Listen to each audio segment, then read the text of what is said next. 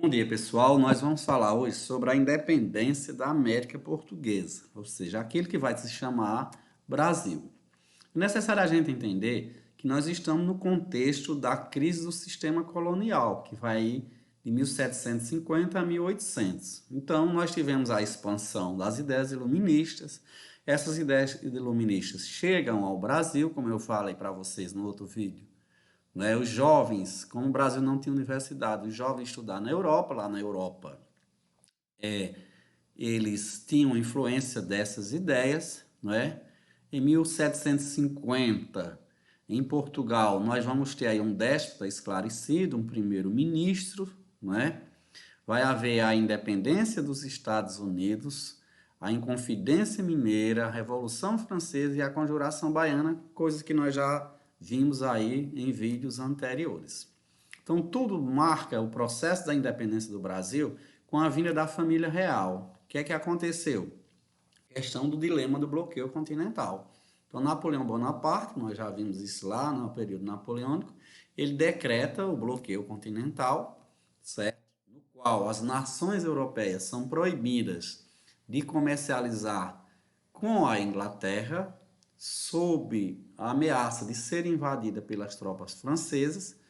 Como Portugal é devedora da Inglaterra, Portugal não cumpre o bloqueio continental. Portugal vai ser invadido, né? As tropas napoleônicas, ao invadir Portugal, força a família real portuguesa e toda a corte portuguesa a se transferir para a sua maior e mais rica colônia, não é? E aí gera o fenômeno da inversão americana. O que é isso? A colônia passa agora a ser a sede da metrópole. É isso que nós chamamos de inversão americana. Então, com a chegada de D. João VI ao Brasil, ele começa a fazer uma série de medidas. A primeira medida dele, extremamente importante, que é a abertura dos portos. Pela abertura dos portos, o decreto ele determina a livre entrada dos produtos estrangeiros no Brasil. Isso tem um significado importante, que é o fim do monopólio comercial de Portugal, né? Esse fim do monopólio comercial de Portugal representa o fim do pacto colonial, que era a base do sistema colonial português metropolitano. Veja que não foi a independência que acabou o pacto colonial. No Brasil não existia o pacto colonial desde a chegada de D. João VI. Então, a primeira medida que nós temos que observar é que com a governança de D. João VI, você não tem aí a existência mais do pacto colonial e sim do livre comércio. O outro é um estatuto político. O que é que aconteceu pelo estatuto político? O Brasil, por ser sede da coroa portuguesa, o Brasil vai ser elevado à condição de Reino Unido de Portugal e Algarves. Veja, o Brasil agora é um Reino Unido, certo? De Portugal, só que com o território na América. O que é que isso significa? Significa que o Brasil deixou de ser colônia. Então veja, o Brasil não deixou de ser colônia com a independência.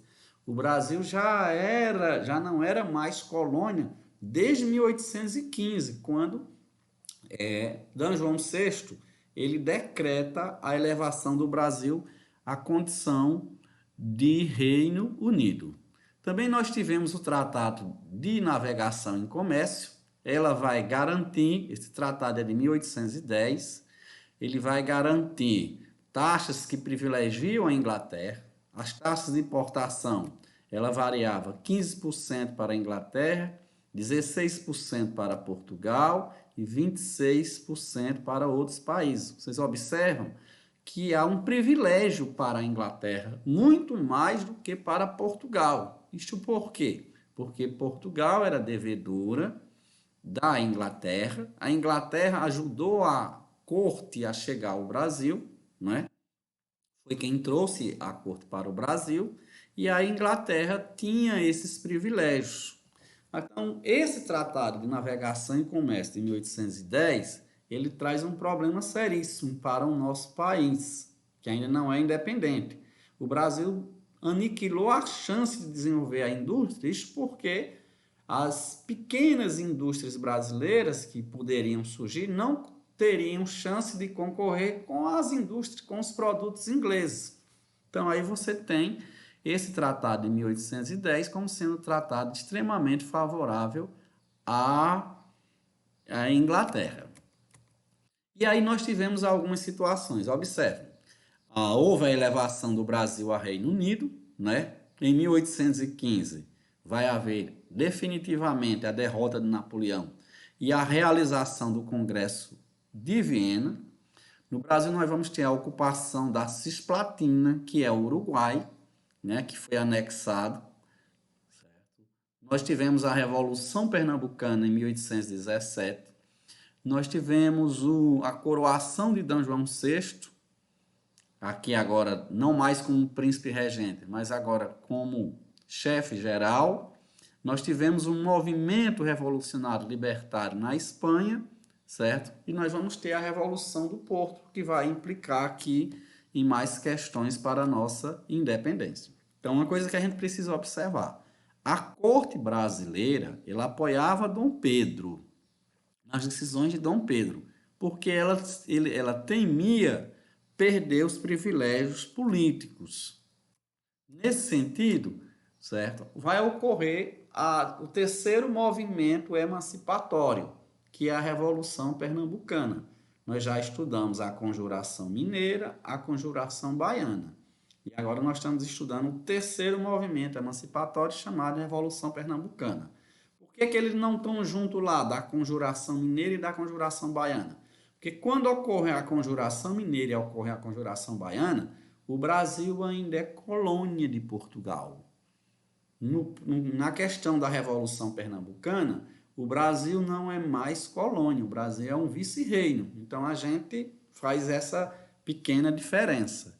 Então a Revolução Pernambucana envolve a questão, a crise econômica que atingia a região desde no final do século XVII, durante o século XVIII. Lembra que a região do Pernambuco tinha como base econômica o açúcar, não é? Então o açúcar vinha em crise aí desde o final do século XVII e no século XVIII. Essa crise continua, sem falar nos altos impostos. Mas por que elevar impostos, principalmente para uma região que estava em crise? Justamente para manter os custos da corte que estava aqui no Brasil, além da máquina administrativa. Dando números, são mais de 10 mil pessoas que vieram juntamente com a corte portuguesa. Então era necessário elevação desses impostos para manter toda essa estrutura, não é? Que custa, né? Aí manter esses grupos sociais aqui no Brasil. Então, do mesmo jeito que foram os movimentos mineiros e baianos, nós tivemos a influência do iluminismo, certo? Só que a pernambucana, além do iluminismo, ela tem algumas influências da independência dos Estados Unidos e da Revolução Francesa. Nesse sentido, nós vamos ter os integrantes da Revolução Pernambucana, uma elite colonial, formada por comerciantes, fazendeiros, homens livres, militares, padres, juízes, né? Então, vocês já devem ter observado que vai haver aí uma certa semelhança. A Revolução Pernambucana ela está mais alinhada à Conjuração Mineira que à Conjuração Baiana, né? Porque é um movimento marcado pela elite colonial. Diferentemente da mineira, nós vamos ter aqui a tomada do poder, certo? Por mais de 2 meses, os insurgentes passaram a exercer o poder, eles tomaram Recife, eles fundaram uma república, eles formaram um governo provisório, mas rapidamente o movimento foi enfraquecendo devido às divergências entre os líderes, a falta de apoio das outras regiões e o avanço das tropas portuguesas que, né, a mando de D. João VI, sufocaram o movimento, né? D. João VI não aceitava a onda de separatismo que Pernambuco iniciara. Então, nesse sentido, o movimento é rapidamente dissolvido em função dessas ações. E aí nós temos aí um caminho da independência. Com a Revolução Pernambucana, não.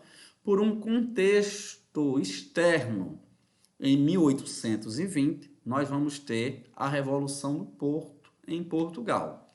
Essa Revolução do Porto, ela tem algumas exigências. As principais dela. Ela exige o imediato retorno da corte portuguesa ao Brasil, a Portugal. A corte portuguesa que estava no Brasil deve imediatamente sair do Brasil e retornar a Portugal.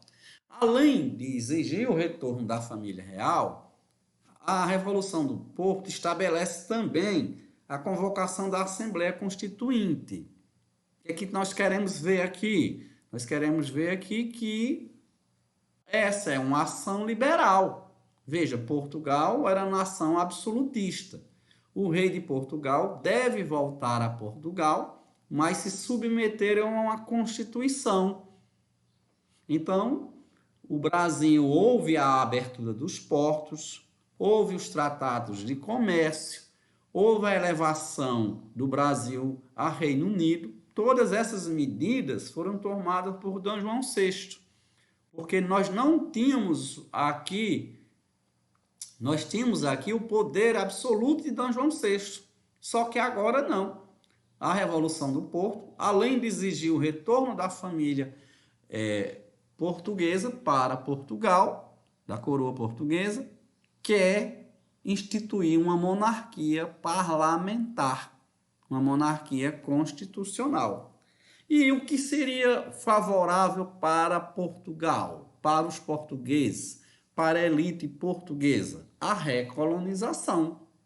Veja que a Revolução do Porto, além de exigir o retorno imediato da corte portuguesa, vai exigir a recolonização. Por que será, professor? Porque a recolonização era muito mais favorável a Portugal. O Brasil, como Reino Unido, com a abertura dos portos, com os tratados de comércio, é mais favorável à Inglaterra. Então, os portugueses buscam o que é melhor para eles. O melhor para os portugueses era a recolonização do Brasil. Então, esse projeto de 1820, de recolonizar o Brasil, acirra os ânimos entre os dois principais grupos. Quais seriam esses grupos? O Partido Português, que defendia que o Brasil voltasse a ser colônia, e o Partido Brasileiro, que defendia a manutenção dos privilégios comerciais, políticos, adquiridos com a família real portuguesa. Então, veja, para o Partido Brasileiro, era necessário que o Brasil continuasse como Reino Unido. Até então, não tem o desejo de independência.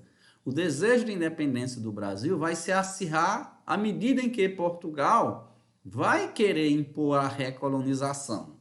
Então, nesse sentido, entra aí a figura de Dom Pedro. Observe que eu botei azul, né, para a gente tentar observar que Dom Pedro, por ser português, deveria estar ao lado dos portugueses, né, defendendo que o Brasil voltasse a ser colônia. Mas Dom Pedro optou pela separação política brasileira. Isso porque Dom Pedro tem interesses políticos, econômicos em relação à nossa independência. Então, nesse sentido, se o Brasil voltasse a ser colônia, o que significaria a recolonização do Brasil? O fim do livre comércio. O fim do livre comércio seria a volta do pacto colonial e o fim da autonomia política, quer dizer, a volta do colonialismo. Então, voltaria o que o Brasil era antes da chegada de D. João VI. Então, a recolonização do Brasil, certo? Não interessava a elite agrária brasileira, que a elite agrária brasileira vai apoiar vai se apoiar em Dom Pedro para com Dom Pedro conduzir, certo, da maneira mais favorável para essa elite, certo, a nossa independência. Observe, interessa à elite brasileira a nossa independência. Dom Pedro vai ser o mecanismo necessário para essa independência. Então, essa elite agrária vai apoiar o príncipe regente. Veja que o Brasil, não é, vai ser um país onde, certo, o filho do rei colonial, né, do rei da metrópole, o filho de D. João VI, um português, vai fazer a nossa independência. Então, o que estava evidente que havia aí um arranjo político são as medidas adotadas por Dom Pedro no Brasil, porque a família real portuguesa ela retornou a Portugal em 1820, mas Dom Pedro permaneceu no Brasil, né, como príncipe regente. É o famoso dia do fico, quando Dom Pedro decidiu permanecer no Brasil, descumprindo as ordens da Corte de Lisboa. Então, Dom Pedro, em janeiro, decide ficar, certo? Em fevereiro, expulsa as tropas portuguesas que estavam aqui no Brasil.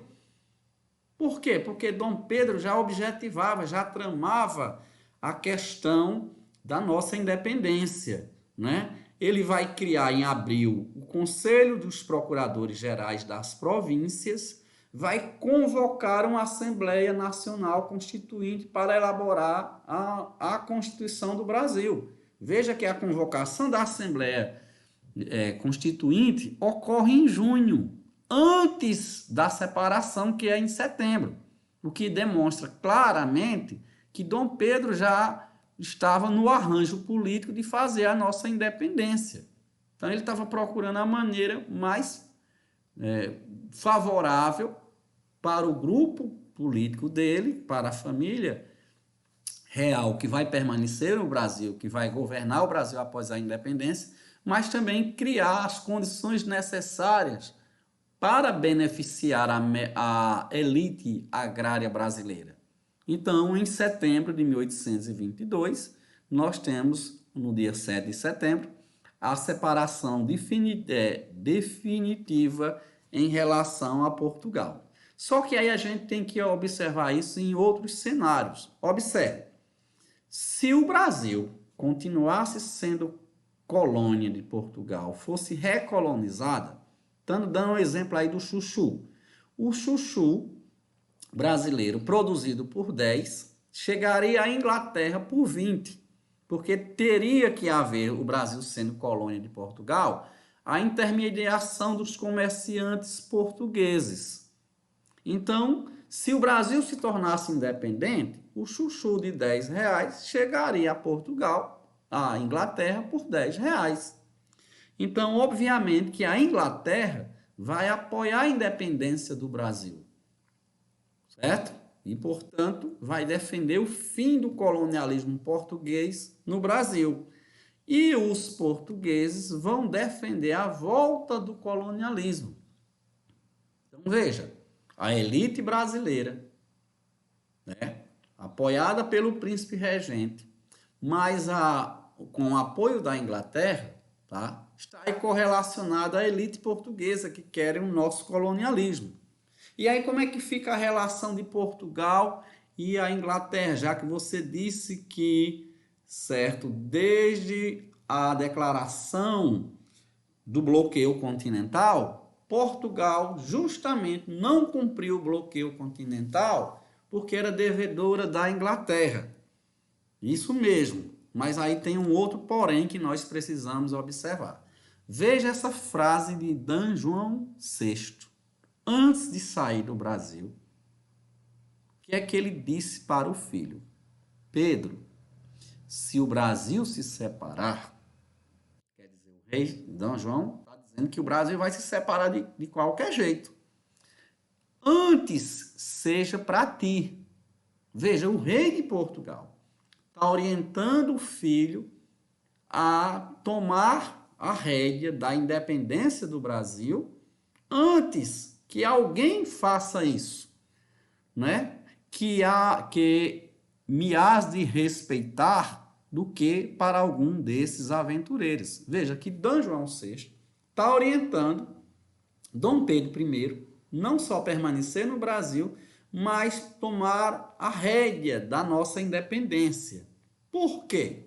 Porque Portugal, como percebia que o Brasil estava na iminência de haver a ruptura com Portugal, certo? Que o Brasil estava na iminência dessa ruptura, teria que obter vantagens. Daí a frase, que me hás de respeitar.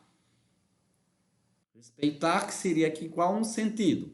Em que a independência do Brasil ela fosse favorável também a Portugal. Quer dizer, que a independência do Brasil, certo, não trouxesse prejuízos a Portugal, mas que Portugal, certo, fosse beneficiada com a nossa independência. Então, essa elite agrária vai apoiar o príncipe regente porque ela quer o fim do pacto colonial, ela quer o fim do colonialismo, né? Lembrando que o pacto colonial e o colonialismo ele inexistia durante o período de D. João VI, não é? Mas queria afastar o ideal republicano.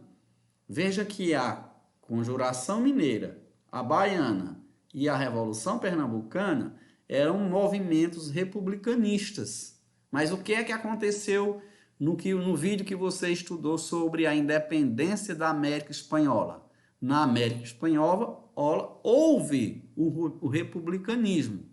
E o republicanismo, com o passar do tempo, esse republicanismo abriu espaço para o fim da escravidão, que não interessa isso à elite brasileira.